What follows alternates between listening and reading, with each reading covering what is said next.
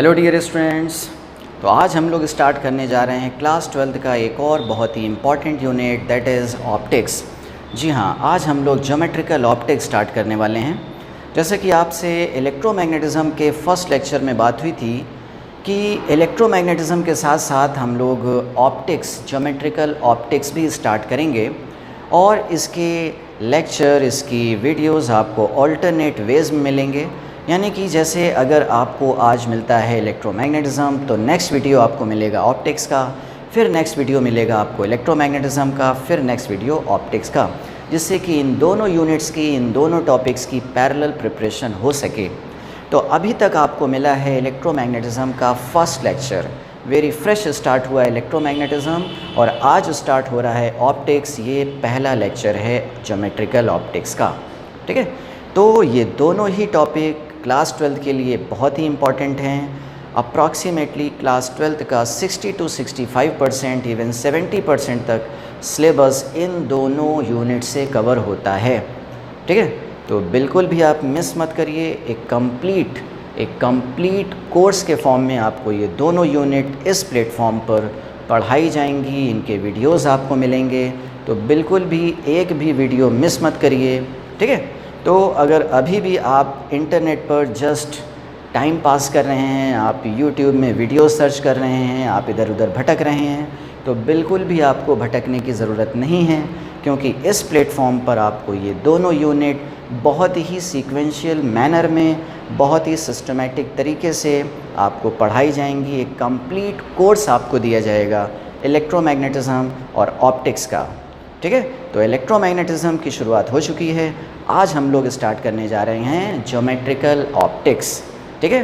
तो अगर अभी भी आपने सब्सक्राइब नहीं किया है इस चैनल को तो ज़रूर से आप सब्सक्राइब करिए और साथ ही साथ बेल आइकन को भी प्रेस करिए, जिससे कि जैसे ही हमारी वीडियोस अपलोड हों वो आप तक पहुंच सकें और एक भी लेक्चर आपका मिस ना हो, ठीक है। तो स्टार्ट करते हैं फिर हम लोग ऑप्टिक्स। ओके, देखिए ऑप्टिक्स वर्ड आता है एक ग्रीक वर्ड ऑप्टिकोस से, OPTIKOS। ऑप्टिकोस मीन्स होता है देखना, सीइंग, ठीक है। तो ये इसका ओरिजिन है ऑप्टिक्स वर्ड का। इसके अलावा देखिए ऑप्टिक्स फिज़िक्स की एक ब्रांच होती है जिसमें हम लोग लाइट के बिहेवियर की स्टडी करते हैं, लाइट की प्रॉपर्टीज़ की स्टडी की जाती है। और लाइट जब किसी सराउंडिंग से इंटरेक्ट होती है, किसी मैटर से इंटरेक्ट होती है, तो उसका बिहेवियर, उसकी प्रॉपर्टी, इन सब की स्टडी की जाती है फ़िज़िक्स के इस ब्रांच में, यानी ऑप्टिक्स में, ठीक है।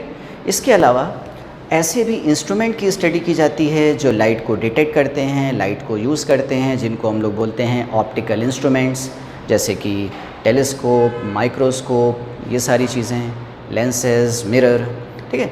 तो ये सारी चीज़ें इस फिज़िक्स के ब्रांच में स्टडी की जाती हैं। बात समझ में आ रही है?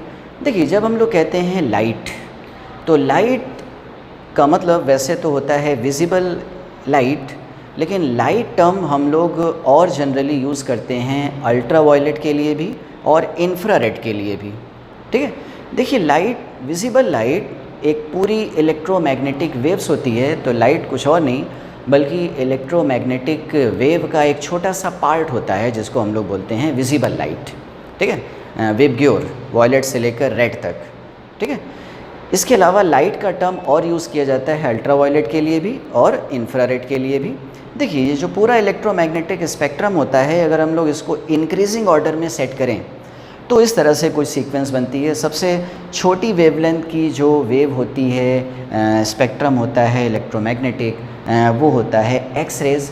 उससे बड़ी वेवलेंथ होती है, सबसे छोटी होती है गामा रेज़, फिर होती है एक्स रेज़, फिर होती है अल्ट्रावायलेट और फिर आता है विजिबल। और इसके बाद और बड़ी वेवलेंथ होती है इंफ्रारेड की, इससे भी बड़ी वेवलेंथ होती है माइक्रोवेव की, और इससे भी बड़ी वेवलेंथ होती है रेडियो वेव, जिसमें कि आते हैं FM और AM, ठीक है। तो ये एक है कंप्लीट इलेक्ट्रोमैग्नेटिक स्पेक्ट्रम, क्योंकि लाइट कुछ और नहीं बल्कि इलेक्ट्रोमैग्नेटिक वेव का ही एक पार्ट होती है। देखिए जब हम लोग कहते हैं विजिबल, ठीक है, तो यहाँ से लेकर यहाँ तक को बोला जाता है लाइट। लेकिन जब हम लोग कहते हैं विजिबल लाइट, तो विजिबल लाइट का मतलब होता है वेबग्योर, VIB GYOR, ठीक है, जिसकी रेंज होती है अप्रॉक्सीमेटली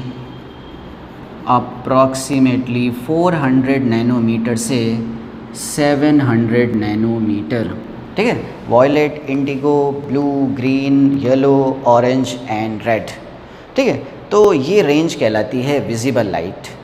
इसके अलावा लाइट आप यहाँ से लेकर यहाँ तक की रेंज को भी बोलते हो, ठीक है। देखिए, अगर हम लोग ऑप्टिक्स के क्लासिफिकेशन की बात करें तो ऑप्टिक्स क्योंकि एक फ़िज़िक्स की ब्रांच है तो ये मेन 2 सब ब्रांच में पहले ब्रेक होती है। जैसे कि क्लासिकल ऑप्टिक्स, ये भी एक फ़िज़िक्स की ब्रांच है, ऑप्टिक्स की सब ब्रांच, और ऑप्टिक्स की एक दूसरी सब ब्रांच है मॉडर्न ऑप्टिक्स। क्लासिकल ऑप्टिक्स के फर्दर ब्रांचेस होती हैं जैसे कि रे और ज्योमेट्रिकल ऑप्टिक्स, जिसको अभी हम लोग पढ़ने वाले हैं, और दूसरी क्लासिकल ऑप्टिक्स की ही ब्रांच होती है फिज़िकल और वेव ऑप्टिक्स, जिसको हम लोग ज्योमेट्रिकल ऑप्टिक्स के बाद पढ़ेंगे। तो ये दोनों चीज़ें हमारे सिलेबस में हैं क्लास 12th के, पहले ज्योमेट्रिकल ऑप्टिक्स और उसके बाद वेव ऑप्टिक्स।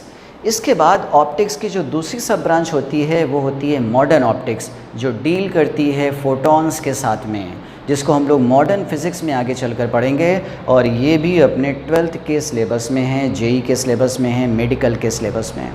तो ये तीनों चीज़ें हम लोग एक एक करके आगे पढ़ने वाले हैं, ठीक है। तो अभी हम लोग सबसे पहले स्टार्ट करते हैं ऑप्टिक्स के क्लासिकल ऑप्टिक्स का रे और ज्योमेट्रिकल ऑप्टिक्स वाली फ़िज़िक्स की ब्रांच, ठीक है। देखिए, क्या कहता है ज्योमेट्रिकल ऑप्टिक्स, क्या क्या चीज़ें हैं, क्या लॉज हैं ज्योमेट्रिकल ऑप्टिक्स में। देखिए, ज्योमेट्रिकल ऑप्टिक्स में ये कहा जाता है कि ये प्रिंसिपल ऑफ रेक्टिलिनियर प्रोपगेशन पर बेस्ड होती है। ज्योमेट्रिकल ऑप्टिक्स क्या कहती है? Principle of rectilinear propagation. Principle of rectilinear propagation ये कहता है कि लाइट ट्रेवल करती है एक स्ट्रेट लाइन में, लेकिन शर्त है मीडियम जिसमें कि लाइट ट्रेवल कर रही है उसको होमोजीनियस होना चाहिए, यानी कि एक समान होना चाहिए, और आइसोट्रोपिक होना चाहिए। आइसोट्रोपिक का मतलब कि उस मीडियम की जो प्रॉपर्टी है लाइट के लिए वो सभी दिशाओं में एक जैसी हो। तो अगर इस तरह का कोई मीडियम है तो ऐसे मीडियम में लाइट ट्रेवल करेगी एक स्ट्रेट लाइन में। बात क्लियर है? ज्योमेट्रिकल ऑप्टिक्स लाइट को रेज़ के फॉर्म में डिस्क्राइब करता है, जिसमें कहा जाता है कि जो रेज़ होती हैं वो स्ट्रेट लाइन में चलती हैं। देखिए भाई, आपने रेज़ के बारे में कई बार सुना होगा, पिछले क्लास में, क्लास 10th में सुना होगा, क्लास 9th में सुना होगा, है ना, क्योंकि 9th में भी ऑप्टिक्स थी, कुछ रिफ्लेक्शन, और 10th में भी था रिफ्रैक्शन से रिलेटेड टर्म्स, ठीक है। तो आप रेज़ के बारे में जानते होंगे, ठीक है। तो ये ज्योमेट्रिकल ऑप्टिक्स में कहा जाता है कि जो लाइट है वो रेज़ के फॉर्म में ट्रेवल करती है, एक स्ट्रेट लाइन में ट्रेवल करती है। किस प्रिंसिपल को फॉलो करती है? Principle of rectilinear propagation. देखिए, रेक्टिलिनियर जैसे नाम से समझ में आ रहा है, एक स्ट्रेट लाइन, ठीक है। तो इस प्रिंसिपल को फॉलो करती है ज्योमेट्रिकल ऑप्टिक्स में लाइट। बात समझ पा रहे हैं? अच्छा, लाइट रेज़ का पाथ कैसे फिर डिसाइड होगा? लाइट रेज़ का पाथ डिसाइड होता है डिफरेंट लॉज से। कौन से laws? Laws of reflection, laws of refraction. तो ये लॉज लाइट रेज़ के पाथ को डिसाइड करते हैं। बात समझ पा रहे हैं? तो ये चीज़ें हैं ज्योमेट्रिकल ऑप्टिक्स से रिलेटेड, ठीक है। तो क्या मेन चीज़ क्या बताई जाती है ज्योमेट्रिकल ऑप्टिक्स में? कि लाइट ट्रेवल करती है एक स्ट्रेट लाइन में। अब सोचिए, अगर लाइट ट्रेवल करेगी एक स्ट्रेट लाइन में, यानी कि अगर ये लाइट का सोर्स है तो इससे लाइट रेज़ एक स्ट्रेट लाइन में इमिट होंगी, ये इस तरह से रेज़ के फॉर्म में। तो सोचिए, अगर लाइट स्ट्रेट लाइन में ट्रेवल कर रही है, देखिए इसी वजह से आपने ऑब्ज़र्व किया होगा कि आपका शेडो बनता है। शेडो बनता है, सपोज़ ये लाइट का सोर्स है और यहाँ पर आप खड़े हुए हो, तो सोचिए आपका शेडो कैसे बनेगा? क्योंकि लाइट स्ट्रेट लाइन में चलती है ना, तो लाइट यहाँ से लेकर यहाँ तक पाई जाएगी, लेकिन आपकी जो बॉडी है वहाँ पर लाइट नहीं पहुँच पाएगी, और जो लास्ट वाली जो लाइट है वो यहाँ पर मिलेगी, यानी इतने बड़े पार्ट में डार्क रहेगा, लाइट नहीं पहुंच पाएगी, ठीक है। तो इसी को हम लोग बोलते हैं शेडो, ठीक है। तो लाइट के स्ट्रेट लाइन में ट्रेवल करने की वजह से शेडो बनते हैं, ठीक है।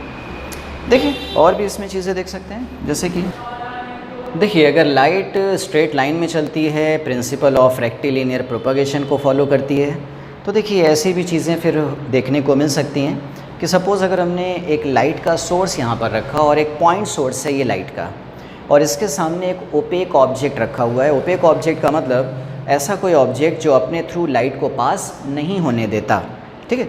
तो अगर यहाँ पर एक पॉइंट ऑब्जेक्ट है और ये लाइट को ना पास करने वाला कोई ओपेक ऑब्जेक्ट है, तो सोचिए सामने अगर हम लोग एक स्क्रीन लगा दें तो जितने पोर्शन में ये ऑब्जेक्ट है, लाइट अगर यहाँ से चलेगी और स्ट्रेट लाइन में चलेगी तो सभी पॉइंट पर लाइट गिरेगी, लेकिन पास नहीं हो पाएगी।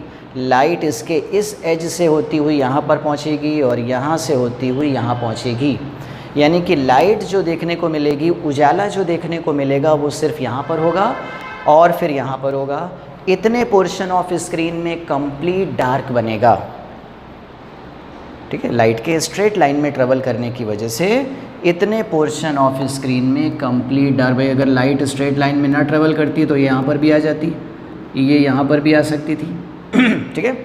तो स्ट्रेट लाइन में ट्रेवल करती है, इसीलिए इतने पोर्शन स्क्रीन में कंप्लीट डार्क बनता है और इसी को एक नाम दिया जाता है अम्ब्रा, ठीक है। एक नाम है, ऐसे ही आप भी याद रखिए। तो इस कंप्लीट डार्क को हम लोग बोलते हैं अम्ब्रा, ठीक है।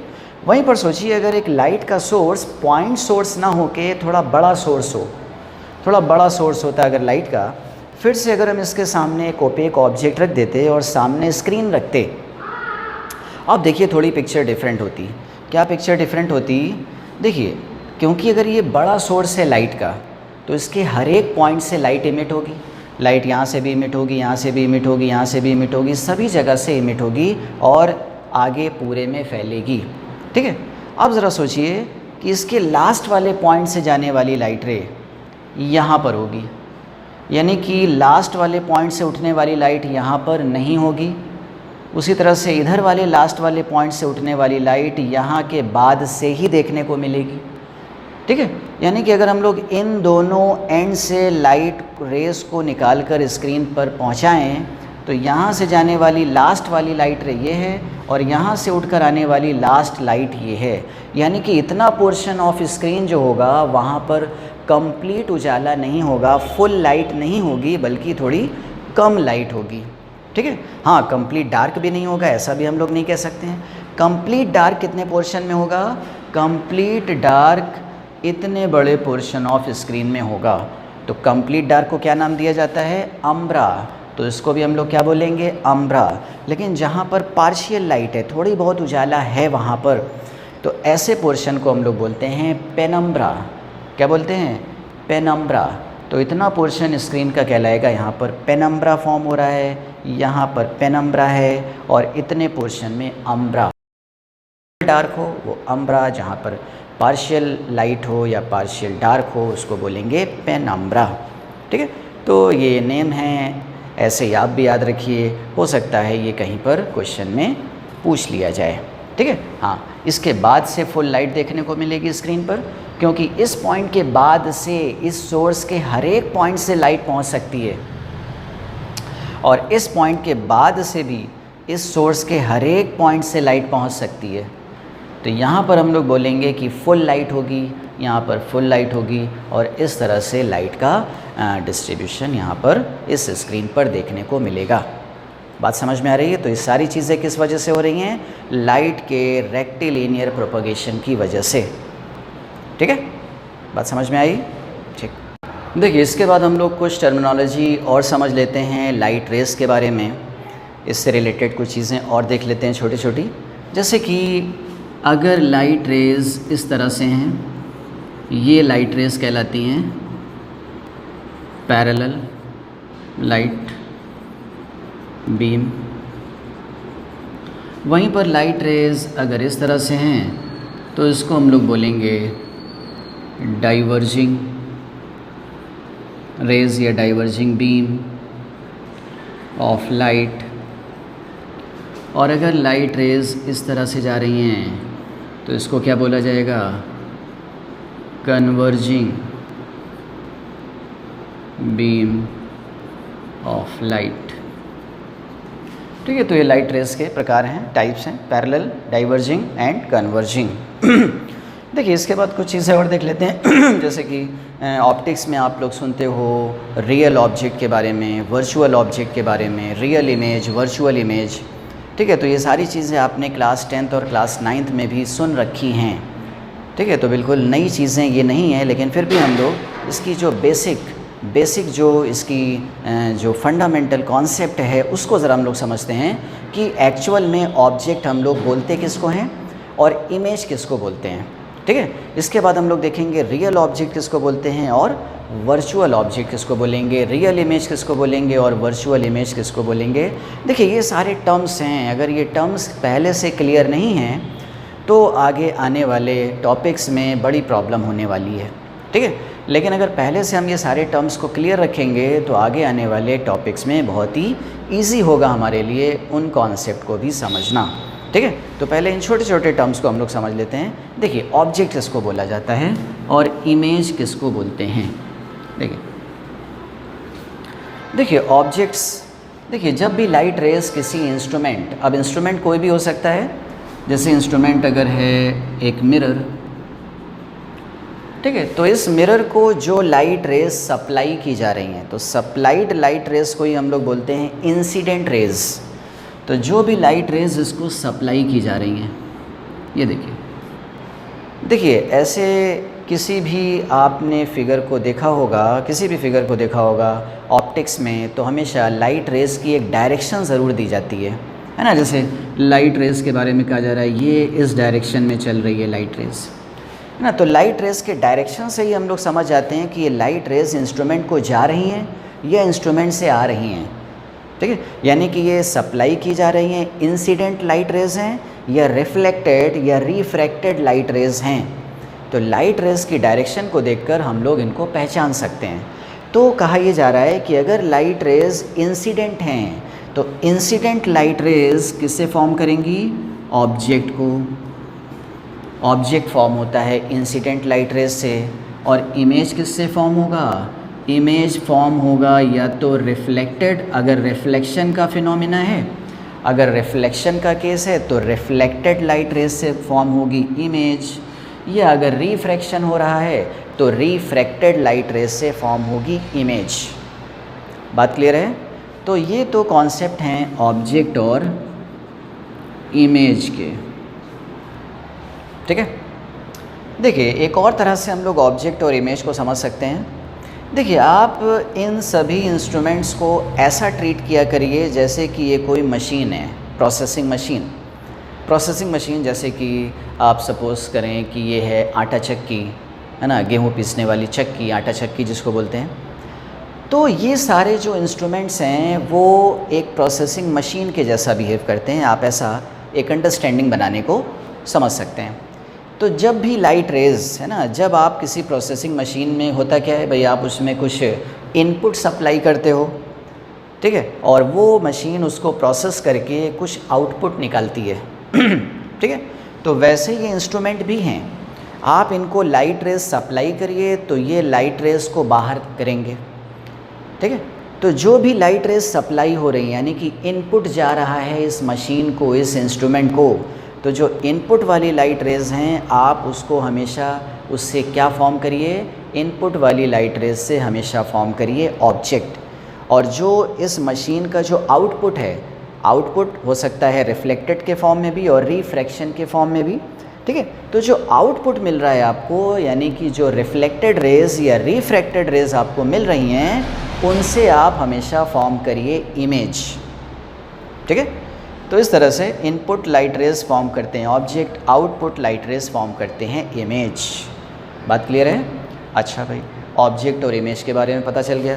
देखिए कभी कभी ऐसा भी होता है कि एक इंस्ट्रूमेंट का आउटपुट किसी दूसरे इंस्ट्रूमेंट का इनपुट भी होता है। जैसे कि ये सपोज़ करें कि ये है एक लेंस, ये है कोई ऑब्जेक्ट, यहाँ से लाइट इसको गई और इसने कहीं पर इस लाइट बीम को निकाला, लेकिन बीच में एक और इंस्ट्रूमेंट आ गया कि देखिए, तो ये लाइट सक्सेसफुली यहाँ पर जा नहीं पाएगी।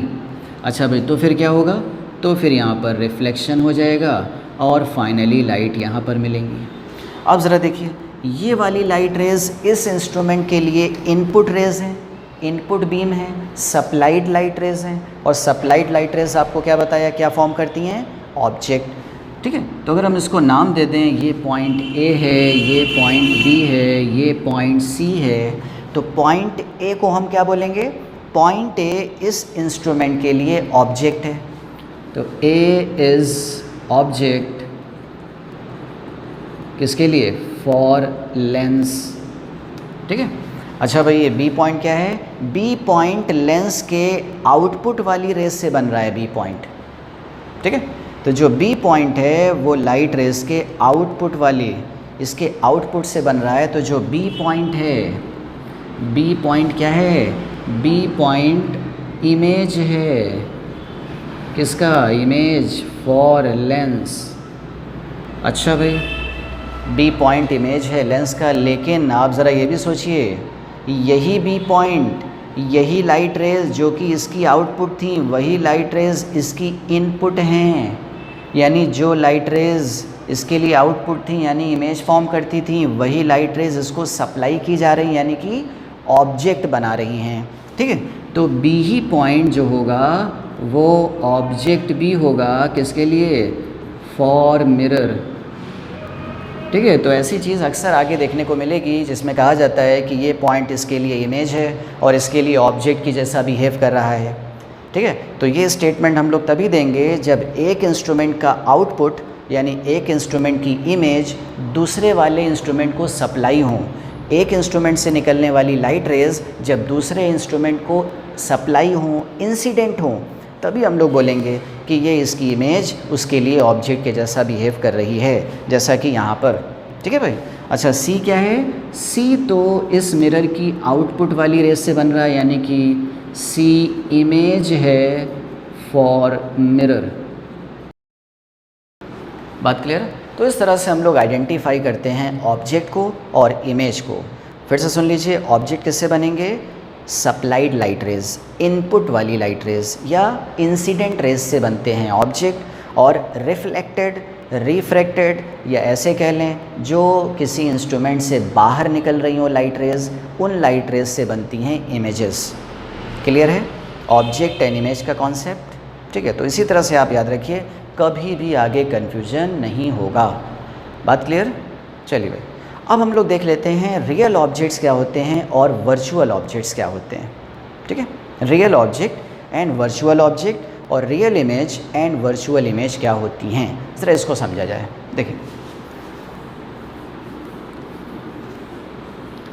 देखिए कोई भी ऑब्जेक्ट हमें दिखता कब है, कब हमें कोई ऑब्जेक्ट दिखता है। देखिए एक ऑब्जेक्ट को विजिबल होने के लिए सबसे इम्पॉर्टेंट बात यह है कि उसको एक लाइट के सोर्स में होना चाहिए। अगर ऑब्जेक्ट लाइट के सोर्स में होगा तो होगा क्या, अगर सपोज़ ये ऑब्जेक्ट किसी भी प्रकार के लाइट के सोर्स में, सोर्स ऑफ लाइट, तो इससे लाइट इस ऑब्जेक्ट पर इंसिडेंट होंगी और इस ऑब्जेक्ट पर इंसिडेंट होने के बाद ये ऑब्जेक्ट इन लाइट रेस को कुछ रिफ्लेक्ट करेगा, है ना, कुछ ट्रांसमिट करेगा दूसरी तरफ, कुछ हो सकता है एब्जॉर्ब करे, और एक और बड़ा फिनोमेना होता है वो होता है स्कैटरिंग। ठीक है, तो लाइट स्कैटरिंग, स्कैटरिंग दो प्रोसेस से मिलकर बनता है, absorption plus emission, simultaneous absorption plus emission. ठीक है, तो ये जो लाइट रेज इस ऑब्जेक्ट पर पड़ रही हैं, इन लाइट रेज से, इन लाइट से इस ऑब्जेक्ट में रिफ्लेक्शन होगा और स्कैटरिंग होगी, जिससे होगा ये कि अब इस ऑब्जेक्ट से हर तरफ लाइट रेज इमिट होंगी।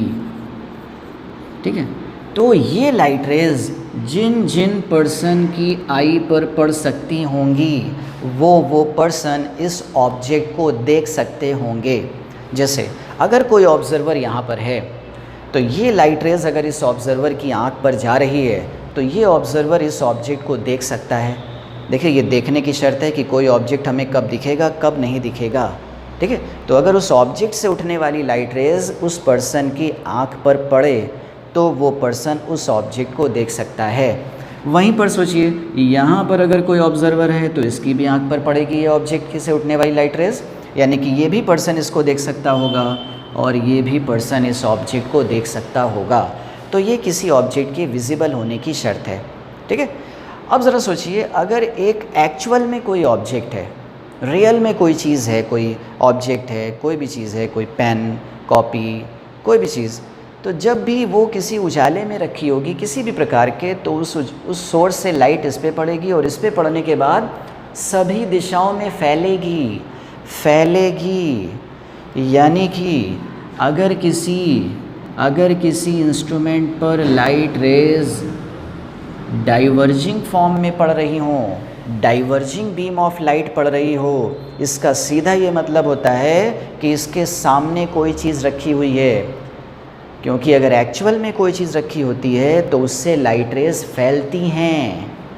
ठीक है, तो ये है फैलती अगर हैं, तो जिस पॉइंट से ये डाइवर्ज हो रही हों उस पॉइंट को हम लोग बोलेंगे this is position of real object. ये रियल ऑब्जेक्ट की पोजीशन को डिफाइन करता है ये। ठीक है, तो इसका उल्टा भी, अगर सोचिए किसी इंस्ट्रूमेंट पर लाइट रेज डाइवर्जिंग नहीं बल्कि कन्वर्जिंग फॉर्म में पड़ रही हूँ, तो सोचिए अगर कन्वर्ज होती हुई बीम पड़ रही है तो क्या सामने कोई एक्चुअल में कोई चीज़ रखी होगी? नहीं भाई, अगर सामने एक्चुअल में कोई चीज़ रखी होती तो उस पर किसी सोर्स से पड़ने के बाद लाइट रेज तो फैलती ना, और फैलती तो डाइवर्जिंग फॉर्म में पड़ना चाहिए था इस पर, लेकिन ये कन्वर्जिंग फॉर्म में पड़ रही हैं, तो सामने तो फिर कुछ नहीं रखा हुआ है। अच्छा भाई, तो फिर कहाँ पे कुछ रखा हुआ है? देखिए, रखा तो पीछे भी कुछ नहीं हुआ है ना, क्योंकि अगर आप किसी ऑब्जेक्ट को एक्चुअल में कोई रियल चीज़ को रख दोगे तो फिर तो वो इस मिरर के पीछे छुप जाएगा, वो इमेज फॉर्मेशन में रोल प्ले नहीं करेगा। ठीक है, तो रखा तो पीछे भी नहीं हुआ है, हो क्या रहा होगा? हो ये रहा होगा कि कुछ अरेंजमेंट, कुछ प्री अरेंजमेंट इसमें किया गया होगा ऐसा जिससे कि फाइनली हमें कन्वर्जिंग बीम मिली। ठीक है, रखा तो सामने ही कुछ होगा, लेकिन उसमें कुछ और प्रोसेसिंग करी गई होगी जिससे कि हमें ये कन्वर्जिंग बीम ऑफ लाइट मिल रही है। ठीक है, तो अगर कन्वर्जिंग बीम ऑफ लाइट मिल रही है तो ये कन्वर्ज होते हुए जिस पॉइंट पर जा रही है हम उस पॉइंट को बोलेंगे this is position of virtual object. क्यों हम इसको ऑब्जेक्ट बोल रहे हैं? देखिए भाई, ऑब्जेक्ट बोलना इसमें मजबूरी है। क्यों? क्योंकि ये पॉइंट इंसिडेंट रेज से फॉर्म हो रहा है, ये पॉइंट इंसिडेंट बीम से फॉर्म हो रहा है, सप्लाइड लाइट रेज से फॉर्म हो रहा है, इसलिए हम इस पॉइंट को बोलेंगे ऑब्जेक्ट। और ये वर्चुअल क्यों है? क्योंकि एक्चुअल में सामने कुछ नहीं रखा हुआ है, क्योंकि अगर सामने रखा होता कोई चीज़ तो उससे लाइट रेज फैलती हुई पड़ती, ये केंद्रित होते हुए पड़ रही हैं, ये डाइवर्ज होते हुए पड़ रही हैं, तो हम इसको नाम देंगे वर्चुअल ऑब्जेक्ट। और उस वर्चुअल ऑब्जेक्ट की लोकेशन क्या मानी जाएगी? इन कन्वर्जिंग लाइट रेज का पॉइंट ऑफ इंटरसेक्शन। तो ये जिस पॉइंट पर इंटरसेक्ट होंगी, जिस पॉइंट पर मिलेंगी, वो पॉइंट कहलाएगा पोजीशन ऑफ वर्चुअल ऑब्जेक्ट। बात क्लियर है? तो दो चीज़ें आपको बताई, रियल ऑब्जेक्ट का कॉन्सेप्ट और वर्चुअल ऑब्जेक्ट का कॉन्सेप्ट, और एक चीज़ ये बताया कि कब कोई ऑब्जेक्ट हमें विजिबल होता है। कब विजिबल होता है? जब वो एक लाइट के सोर्स में हो, उससे लाइट रेज जब ऑब्जेक्ट पर पड़ेंगी तो इनमें कई प्रोसेस होंगे, रिफ्लेक्शन भी होगा, रिफ्रैक्शन भी, उससे ट्रांसमिशन भी हो सकता है ना, और ज़्यादा पार्ट क्या होता है? स्कैटरिंग। स्कैटरिंग से भी लाइट रेज फैलती हैं। ठीक है, तो लाइट रेज जब फैलेंगी तो लाइट पड़ेगी तो फिर फैलेगी, या फैलेगी तो जहाँ जहाँ पर लोग होंगे उनकी अगर आँख पर वो लाइट रेज पड़ी तो वो लोग उस ऑब्जेक्ट को देख सकते होंगे। ठीक है, तो ये विजिबल होने की शर्त है, ये रियल ऑब्जेक्ट, ये वर्चुअल ऑब्जेक्ट। इसके बाद हम लोग देखते हैं रियल इमेज क्या होती हैं और वर्चुअल इमेज क्या होती हैं। ठीक है, देखिए अब हम लोग किसको बोलें रियल इमेज और किसको बोलें वर्चुअल इमेज। अभी तक हम लोगों ने देखा कि इमेज किसको बोलते थे। इमेज किसको बोलते थे? जब लाइट रेज किसी इंस्ट्रूमेंट से निकलती हैं, रिफ्लेक्ट हों या रिफ्रैक्ट हों। ठीक है, आउटपुट वाली लाइट रेज, किसी इंस्ट्रूमेंट से बाहर आने वाली जो लाइट रेज होती हैं वो इमेज को फॉर्म करती हैं। ठीक है, अब देखिए इनकी भी दो टाइप हो सकती है, इनकी भी दो कैटेगरी हो सकती है। फिर से हम लोग इंस्ट्रूमेंट को एक मिरर लेते हैं, तो अगर इस इंस्ट्रूमेंट से लाइट रेज कन्वर्जिंग फॉर्म में बाहर आ रही हैं, ठीक है, लाइट रेज से पड़ी होंगी, इनसे रिफ्लेक्ट हुई होंगी, और रिफ्लेक्शन के बाद अगर लाइट रेज ऐसी हो जाएं, कन्वर्ज हो जाएं, तो ये जिस पॉइंट पर कन्वर्ज हो रही होंगी इस पॉइंट को हम लोग बोलेंगे this is position of real object. This is position of real image, इसको हम लोग बोलते हैं पोजीशन ऑफ रियल इमेज। और इसी का उल्टा, अगर किसी इंस्ट्रूमेंट से बाहर आने वाली लाइट रेज अगर फैले नहीं बल्कि केंद्रित ना हो, यानी कन्वर्ज ना हो, बल्कि फैल जाएं किसी वजह से, ठीक है। रिफ्लेक्टेड रेज अगर डाइवर्ज हो जाएं तो सोचिए, अगर डाइवर्ज हो गई तो क्या आगे जाकर मिलेंगी? नहीं मिलेंगी। क्यों? क्योंकि लाइट रेज हमेशा कैसे चलती है? स्ट्रेट लाइन में, प्रिंसिपल ऑफ रेक्टिलिनियर प्रोपगेशन को फॉलो करती है ना, ठीक है।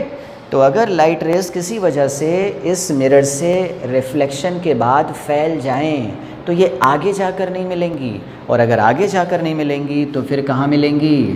तो फिर जिस पर्सन की आँख पर ऐसी लाइट बीम पड़ रही होगी, उस पर्सन को ऐसा प्रतीत होगा, ऐसा आभास होगा जैसे कोई चीज़ यहाँ पर रखी है, यहाँ पर रखी है, ठीक है। तो इन डाइवर्जिंग बीम का जो पॉइंट ऑफ डाइवर्जेंस है, जिस पॉइंट से ये फैलती हुई जा रही हैं, उस पॉइंट को हम लोग बोलते हैं position of virtual image. This is position of virtual image. अच्छा भाई, इसको इमेज क्यों बोल रहे हैं भाई? क्या इसमें क्या वजह क्या है? इमेज क्यों बोल रहे हैं? क्यों? क्योंकि ये पॉइंट आउटपुट वाली लाइट रेज से बन रहा है, इस मशीन से निकलने वाली लाइट रेज से बन रहा है ना, इसलिए हम लोग इसको बोलेंगे इमेज। और वर्चुअल क्यों बोल रहे हैं? क्योंकि ये जो निकलने वाली लाइट रेज हैं वो एक्चुअल में कहीं पर मिल नहीं रही हैं, ये तो फैल रही हैं। तो जिस पॉइंट से ये फैलती हुई जा रही हैं, उस पॉइंट को हम लोग बोलेंगे this is position of virtual image, ठीक है। तो जिस भी पर्सन की आँख पर ये लाइट रेज पड़ेंगी, उसको ऐसा लगेगा कि कोई चीज़ यहाँ पर है, इस जगह पर है। अच्छा भाई, रियल इमेज की और क्या खास बात होती है? रियल इमेज की खास बात ये होती है कि आप इसको स्क्रीन पर ऑब्टेन कर सकते हो। यानी कि अगर आप यहाँ पर एक फ़ोटोग्राफिक प्लेट लगा दें, फ़ोटोग्राफिक प्लेट जो कि लाइट को सेंस करता है, ठीक है, तो वहाँ पर इसकी इमेज की फ़ोटो बन जाएगी, आप उसको स्क्रीन पर ऑब्टेन कर सकते हो। लेकिन वर्चुअल इमेज को आप स्क्रीन पर ऑब्टेन नहीं कर सकते हो। क्यों? क्योंकि भाई यहाँ पर तो लाइट रेज है ही नहीं ना। सोचिए भाई, अगर कोई ऑब्ज़र्वर सपोज़ यहाँ पर खड़ा हुआ है, क्या वो इस इमेज को देख पाएगा? नहीं देख पाएगा। क्यों? क्योंकि उसकी आँख पर लाइट रेज नहीं पड़ रही होंगी, क्योंकि लाइट रेज तो इसी रीजन में है ना। तो इधर वाला ऑब्ज़र्वर इसको देख सकता है, इधर वाला ऑब्ज़र्वर इसको देख नहीं सकता है, ठीक है, क्योंकि ये लाइट नहीं है यहाँ पर, कुछ भी नहीं है यहाँ पर, ठीक है। तो वर्चुअल इमेज को फोटोग्राफिक प्लेट पर ऑब्टेन नहीं किया जा सकता, स्क्रीन पर ऑब्टेन नहीं किया जा सकता। रियल इमेज को स्क्रीन पर आप ऑब्टेन कर सकते हो। तो ये कुछ बेसिक पॉइंट्स आपको बताएं, टर्मिनोलॉजी बताएं कि ऑब्जेक्ट क्या होते हैं, इमेज क्या होती हैं, रियल ऑब्जेक्ट क्या है, रियल इमेज क्या हैं। यही सारी चीज़ें हमारे कॉन्सेप्ट को आगे बनाएंगी। आगे इन्हीं सब टर्म्स को हम लोग यूज़ कर करके और बड़े बड़े कॉन्सेप्ट को सीखेंगे। बात क्लियर है? तो ये बेसिक बातें पहले लेक्चर में ज़रूर से आपको समझ में आनी चाहिए। आगे आने वाले लेक्चर्स में हम लोग और भी डिफरेंट कॉन्सेप्ट पढ़ेंगे, जिसमें कि ये सारे टर्म्स यूज़ किए जाएंगे बार बार, ठीक है। तो अच्छे से इसको समझिए, ठीक है। तो इस लेक्चर को हम लोग यहीं तक रखते हैं। नेक्स्ट लेक्चर में अब हम लोग देखेंगे रिफ्लेक्शन ऑन प्लेन सरफेस, ठीक है। तो प्लेन सरफेस पर रिफ्लेक्शन कैसे होता है, क्या क्या प्रॉपर्टीज़ होती हैं प्लेन सरफेस पर रिफ्लेक्शन की, इसी को हम लोग प्लेन मिरर भी बोलते हैं। तो प्लेन मिरर से रिलेटेड सारी चीज़ें हम लोग देखेंगे, रिफ्लेक्शन से रिलेटेड सारी चीज़ें देखेंगे हम लोग ऑप्टिक्स के सेकेंड लेक्चर में। ओके, ठीक।